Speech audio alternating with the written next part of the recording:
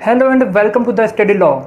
मैं हूं एडवोकेट रोहित अग्रवाल और आज हम इस वीडियो में सीआरपीसी के chapter 2 classes of criminal courts and offices start करने जा रहे हैं। आपको पता होगा कि हमने पिछली वीडियो में सीआरपीसी के चैप्टर 1 तक कंप्लीट कर लिया है।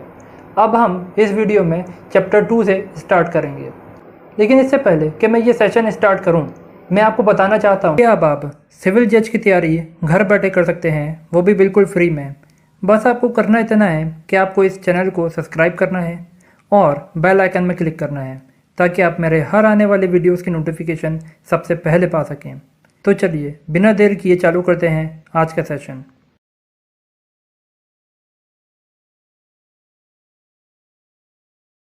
Section 6 classes of criminal courts. सब सेक्शन 1 हाई कोर्ट्स और ऐसे कोर्ट्स जो इस कोर्ट के अंदर कॉन्स्टिट्यूट नहीं किए गए हैं बल्कि किसी और लॉ के अंडर कॉन्स्टिट्यूट किए गए हैं, ये तो रहेंगे ही।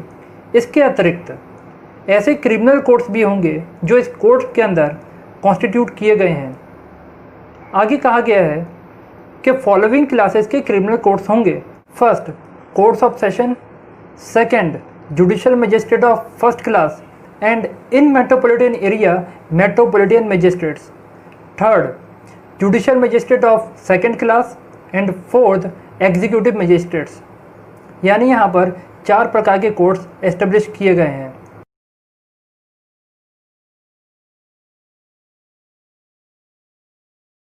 Section 7 territorial divisions. सब सेक्शन 1 यहाँ बोला जा रहा है कि हर स्टेट अपने आप में सेशन डिवीज़न होगा या एक से ज़्यादा सेशन डिवीज़न्स हो सकते हैं। आगे कहा जा रहा है कि हर सेशन डिवीज़न्स एक डिस्ट्रिक्ट होगा या फिर एक से ज़्यादा डिस्ट्रिक्ट हो सकते हैं। आगे क्लॉज में बोला जा रहा है प्रोवाइडेड डेट, परंतु हर मेट्रोपॉलिटन एरिया अपने आप में सेशन डिवीज़न होगा और डिस्ट्रिक्ट होगा।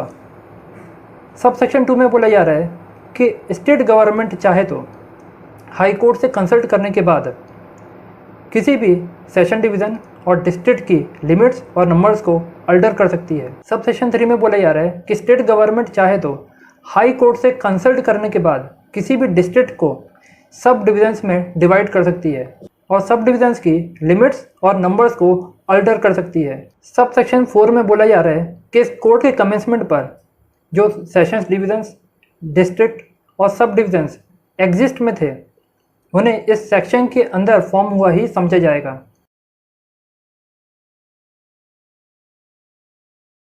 Section 8 metropolitan area.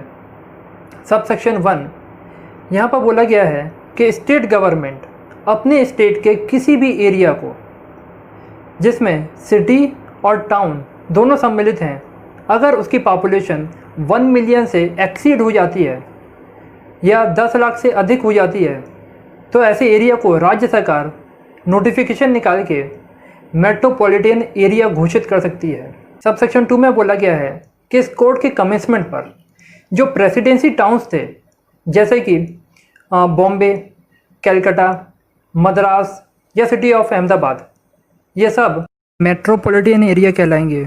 सब सेक्शन 3 में बोला गया है कि स्टेट गवर्नमेंट नोटिफिकेशन निकाल के मेट्रोपॉलिटन एरिया की लिमिट्स को एक्सटेंड, रिड्यूस या अल्टर कर सकती है।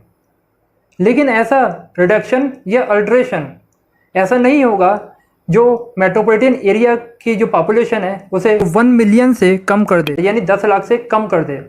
सब सेक्शन 4 में बोला जा रहा है कि किसी कारणवश अगर मेट्रोपॉलिटन एरिया की पॉपुलेशन 1 मिलियन से कम हो जाती है यानी 10 लाख से कम हो जाती है, तब स्टेट गवर्नमेंट नोटिफिकेशन निकाल के किसी भी एरिया को मेट्रोपॉलिटन एरिया के तौर पे सीज कर सकती है, यानी फिर वो मेट्रोपॉलिटन एरिया नहीं कहलाएगा। और इसमें आगे बोला जा रहा है कि इस बात के होते हुए भी कि ये मेट्रोपॉलिटन एरिया अब नहीं रहा, तब भी किसी भी इंक्वायरी, ट्रायल या अपील के पेंडिंग रहने पर भी कोई असर नहीं पड़ेगा और वो इंक्वायरी, ट्रायल और अपील वैसे ही चलती रहेगी मानो कि कोई ऐसा अल्ट्रेशन या रिडक्शन हुआ ही ना हो। सब सेक्शन 5 में बोला जा रहा है कि अगर स्टेट गवर्नमेंट किसी भी मेट्रोपॉलिटन एरिया की लिमिट्स को रिड्यूस या अल्टर करती है तब किसी भी इंक्वायरी, ट्रायल या अपील के पेंडिंग रहने पर कोई असर नहीं पड़ेगा। इस बात के होते हुए भी कि स्टेट ने मेट्रोपॉलिटन एरिया की लिमिट्स को अल्टर कर दिया है या रिड्यूस कर दिया है। यहाँ एक्सप्लेनेशन में बोला जा रहा है कि पॉपुलेशन का मतलब वही होगा जो लास्ट प्रीसीडिंग सेंसस में पॉपुलेशन के रिलेवेंट फिगर्स पब्लिश किए गए थे, वही फिगर्स यहाँ पर पॉपुलेशन के तौर पे माने जाएंगे।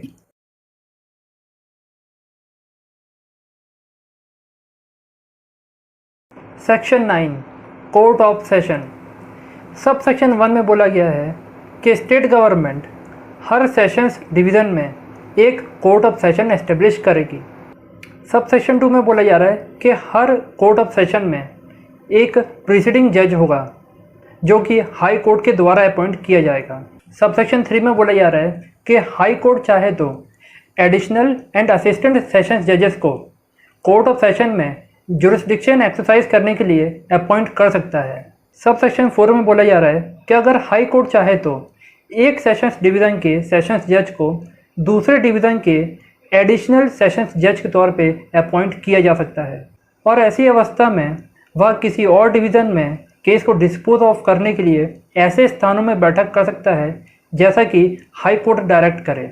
सब सेक्शन 5, अगर कोई सेशंस जज का ऑफिस वैकेट है और उस कोर्ट ऑफ सेशन में कोई अर्जेंट एप्लीकेशन लगाई गई है या पेंडिंग है, तब ऐसी स्थिति में हाई कोर्ट एडिशनल और असिस्टेंट सेशन जजेस को उस एप्लीकेशन को डिस्पोज ऑफ करने के लिए भेज सकता है, और जहां एडिशनल और असिस्टेंट सेशन जजेस एब्सेंट हैं, वहां उस सेशंस डिवीज़न के CJM चीफ जुडिशियल मजिस्ट्रेट को उस एप्लीकेशन को डिस्पोज ऑफ करने के लिए दिया जा सकता है। और न केवल CJM बल्कि हर वो जज और मजिस्ट्रेट के पास जुरिस्डिक्शन है कि वो इस प्रकार की किसी भी एप्लीकेशन से डील कर सके। Sub section 6, court of session ordinarily ऐसी जगहों पर बैठक करता है जहां पर हाई कोर्ट नोटिफिकेशन निकाल करके उसे डायरेक्ट करे। लेकिन अगर कोर्ट ऑफ सेशन पार्टीज और विटनेसेस के जनरल कन्वीनियंस के लिए किसी और जगह बैठक करना चाहे तो उसी सेशंस डिवीज़न के किसी और जगह पर बैठक की जा सकती है। लेकिन इससे पहले कि बैठक की जाए, कोर्ट ऑफ सेशन को प्रोसिक्यूशन और एक्यूज से कंसेंट लेना होगा, और उसके बाद अगर कोर्ट ऑफ सेशन चाहे तो उस केस को डिस्पोज ऑफ करने के लिए किसी और जगह बैठक कर सकता है या फिर विटनेसेस का एग्जामिनेशन कर सकता है। यहाँ पर एक केस है Kehar Singh versus state, EIR 1989। ये केस है former prime minister Shrimati Indira Gandhi murder case का। इस केस में दिल्ली हाई कोर्ट ने नोटिफिकेशन निकाल करके दिल्ली के 30 हजारी कोर्ट को डायरेक्ट किया कि वह इस केस का ट्रायल तिहाड़ जेल में कंडक्ट करे। अकॉर्डिंगली 30 हजारी कोर्ट ने इस केस का पूरा ट्रायल 30 हजारी कोर्ट में कंडक्ट किया। बाद में ये बात उठी कि यह ट्रायल करना इलीगल है। तब ये कहा गया कि दिल्ली हाई कोर्ट CRPC के सेक्शन 9 के सब सेक्शन 6 के अनुसार दिल्ली के किसी भी कोर्ट को डायरेक्ट कर सकती है कि वो कहाँ पर ट्रायल कंडक्ट करे, और इसीलिए ये ट्रायल किसी भी एंगल से इलीगल नहीं है।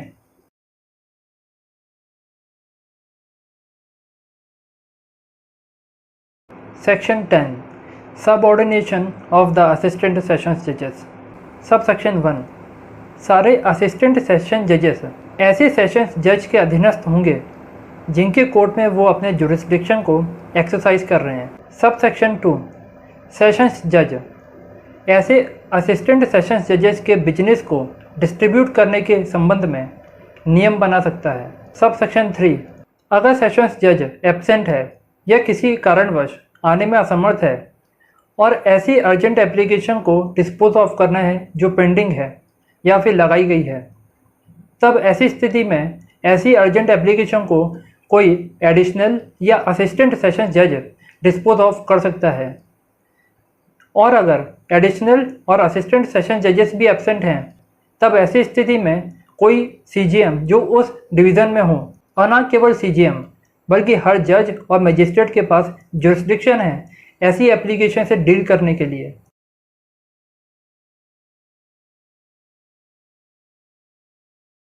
Section 11 court of judicial magistrate.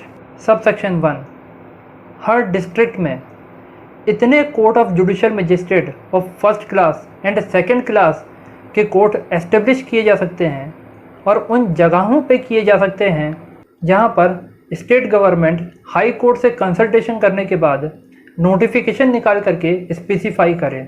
आगे प्रोवाइजो में लिखा है, अगर स्टेट गवर्नमेंट चाहे तो हाई कोर्ट से कंसल्ट करने के बाद फर्स्ट क्लास और सेकंड क्लास जुडिशियल मजिस्ट्रेट के एक से ज़्यादा स्पेशल कोर्ट्स एस्टेब्लिश कर सकती है किसी पर्टिकुलर केस या फिर पर्टिकुलर क्लास ऑफ केसेस को ट्राई करने के लिए।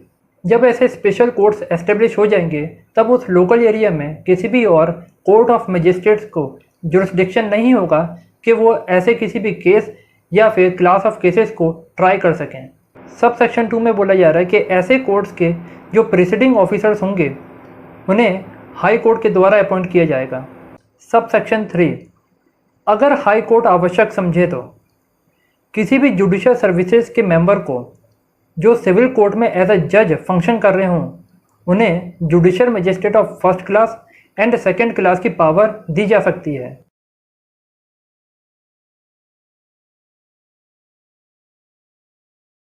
Section 12, sub section 1, high court हर डिस्ट्रिक्ट में जो मेट्रोपॉलिटन एरिया नहीं है judicial magistrate of first class को चीफ जुडिशियल मजिस्ट्रेट अपॉइंट कर सकता है।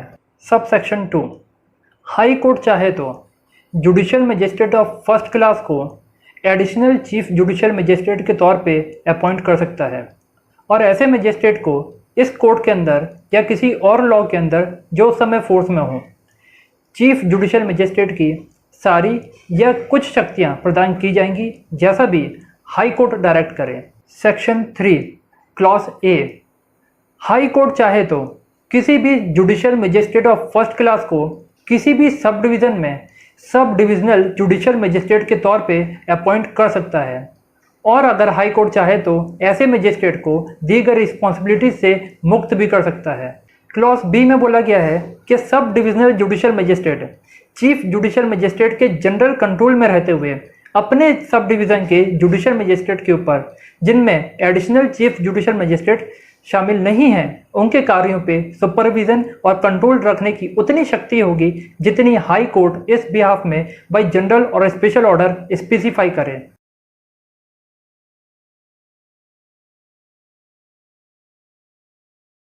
Section 13, special judicial magistrates. सब सेक्शन 1, अगर सेंट्रल गवर्नमेंट और स्टेट गवर्नमेंट हाई कोर्ट से रिक्वेस्ट करती है तब हाई कोर्ट चाहे तो किसी व्यक्ति को जो कोई गवर्नमेंट पोस्ट होल्ड करता हो ऐसे व्यक्ति को किसी लोकल एरिया के लिए जो मेट्रोपॉलिटन एरिया नहीं है उसे judicial magistrate of first class and second class की इस कोर्ट के अंदर सारी या कुछ शक्तियां प्रदान की जा सकती हैं।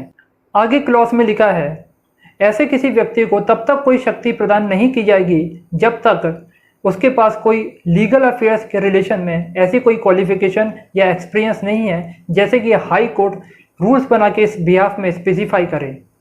सब सेक्शन 2, ऐसे मजिस्ट्रेट्स स्पेशल जुडिशियल मजिस्ट्रेट्स कहलाएंगे और ये एक बार में मैक्सिमम 1 साल के लिए अपॉइंट हो सकते हैं और इनका टर्म उतना होगा जितना हाई कोर्ट जनरल और स्पेशल ऑर्डर निकाल के स्पेसिफाई करे। सब सेक्शन 3, हाई कोर्ट चाहे तो किसी स्पेशल जुडिशियल मजिस्ट्रेट को अपने लोकल एरिया के बाहर के किसी मेट्रोपॉलिटन एरिया के रिलेशन में किसी मेट्रोपॉलिटन मजिस्ट्रेट की शक्तियों को प्रयोग करने के लिए एम्पावर कर सकता है।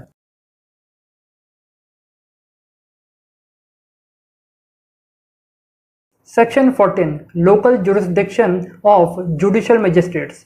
सब section 1, chief judicial magistrate high court के जनरल कंट्रोल में रहते हुए उस लोकल एरिया की लिमिट्स को तय कर सकेंगे जिनमें सेक्शन 11 एंड सेक्शन 30 के अधीन नियुक्त मजिस्ट्रेट्स अपनी पावर्स को एक्सरसाइज कर सकेंगे। आगे क्लॉज में लिखा है, परंतु court of a special judicial magistrates उन जगहों पर बैठक कर सकेंगे जिस लोकल एरिया में उन्हें एस्टेब्लिश किया जाए। सब section 2, except as otherwise provided by such definitions.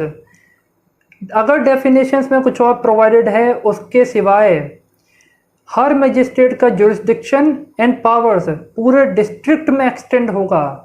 सब section 3, section 11, section 13 and section 18 के अधीन नियुक्त मजिस्ट्रेट का अगर जुरिस्डिक्शन बियॉन्ड द डिस्ट्रिक्ट चला जाता है तब ऐसी स्थिति में उस मजिस्ट्रेट के संबंध में court of session, chief judicial magistrate and chief metropolitan magistrate का रेफरेंस दिया जाता है तब वह एक्सटेंडेड डिस्ट्रिक्ट और मेट्रोपॉलिटन एरिया के संबंध में वो court of session chief judicial magistrates and chief metropolitan magistrate होंगे जो वहां अपनी अधिकारिता का प्रयोग करते होंगे।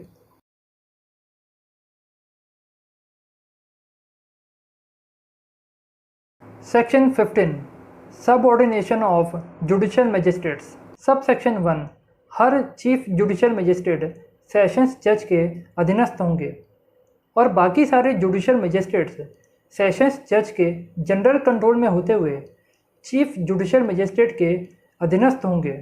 सब सेक्शन 2 चीफ जुडिशियल मजिस्ट्रेट अपने अधीनस्थ जुडिशियल मजिस्ट्रेटों के बिजनेस के डिस्ट्रीब्यूशन के लिए इस कोर्ट के कंसिस्टेंट में रूल्स बना सकता है या उन्हें स्पेशल ऑर्डर्स दे सकता है। So this is the end of the video. उम्मीद करता हूँ कि आप सभी को ये वीडियो अच्छा लगा होगा। आपके जो भी क्वेश्चंस या सजेशंस हैं आप मुझे नीचे कमेंट बॉक्स में लिख करके बता सकते हैं। आप सभी के क्वेश्चंस का आंसर करने में मुझे बेहद खुशी होगी। तो चलिए मिलेंगे जल्द ही अगले वीडियो में।